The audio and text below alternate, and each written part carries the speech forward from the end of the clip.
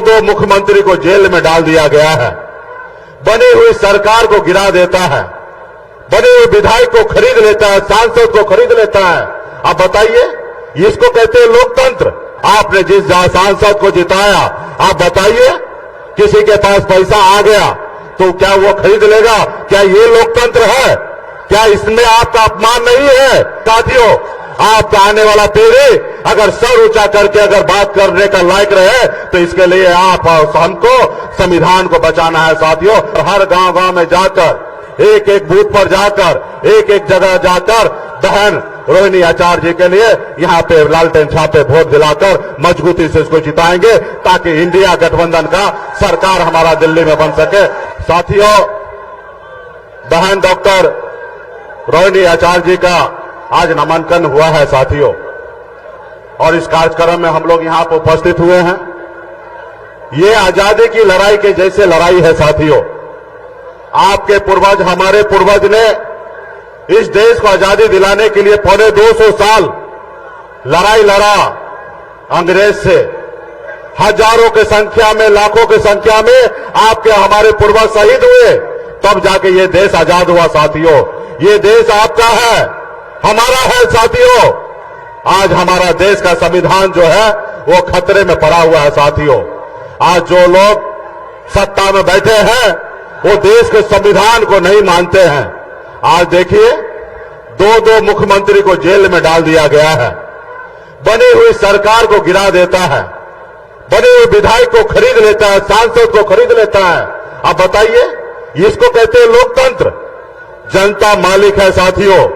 आपने जिस विधायक को जिताया, आपने जिस सांसद को जिताया, आप बताइए, किसी के पास पैसा आ गया तो क्या वो खरीद लेगा? क्या ये लोकतंत्र है? क्या इसमें आपका अपमान नहीं है? क्योंकि जनता मालिक है साथियों। बाबा साहब भीमराव अंबेडकर ने हमें जो संविधान बनाया है, आज उसी के दम पर मैं आज एक मल्ला का बेटा सीना चौड़ा करके आपके सामने में अपनी बात को रखने का अगर हैसियत रखता है तो ये बाबा साहब भीमराव अंबेडकर का दिया हुआ संविधान है साथियों। इसलिए साथियों, आपका आने वाला पीढ़ी अगर सर ऊंचा करके अगर बात करने का लायक रहे तो इसके लिए आप और हमको संविधान को बचाना है साथियों, संविधान को बचाना है साथियों। आज देखिए, ऐसे लोग हैं कि किस तरीके से देश को कब्जा करते जा रहा है, किस तरीके से धंधा लो और चंदा मुझे दो, अगर चंदा नहीं दोगे तो जेल डाल दूंगा। इसलिए साथियों, आने वाला समय में बहुत बड़ी लड़ाई है। लोग कहते हैं ना, अपने दिल से जानो पराये दिल का हाल। मैं एक गरीब मछुआरा परिवार में जन्म लिया, ऐसा गरीब परिवार में जन्म लिया जहां अगर एक रोज पिताजी मछली ना मारे तो दूसरे रोज घर पे खाना नहीं बनता। इतने गरीब घर में मैंने जन्म लिया, लेकिन मैंने 18 साल की उम्र में गांव को छोड़कर बंबई जैसे शहर चला गया।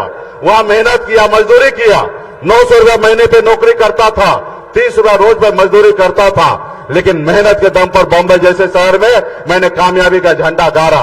उसके बाद मैंने देखा लोग चांद पे घर बनाने के लिए सोच रहा है, लेकिन आज भी हमारे लोगों के लिए इस धरती पर रहने के लिए घर नहीं है। मैंने बॉम्बे के ऐशो आराम जिंदगी को छोड़कर 10 साल से बिहार में मैं संघर्ष कर रहा हूं, लड़ाई लड़ रहा हूं साथियों। आप सभी ने देखा 2020 में हमारी पार्टी ने, हमने 4 विधायक बनाया और बिहार में अपने दम पर मैं मंत्री बना और हमारे सहयोग से बिहार में सरकार बना। अगर हम समर्थन नहीं देते तो बिहार में सरकार नीतीश कुमार का नहीं बनता और बिहार का मुख्यमंत्री नीतीश कुमार नहीं बनता। लेकिन क्या हुआ, आपने देखा कि गरीब मछुआरा का बेटा, मल्ला को बेटा को कैसे उनका विधायक को खरीद लिया, कैसे हमें सरकार से बाहर कर दिया जो सरकार हमने बनाया था।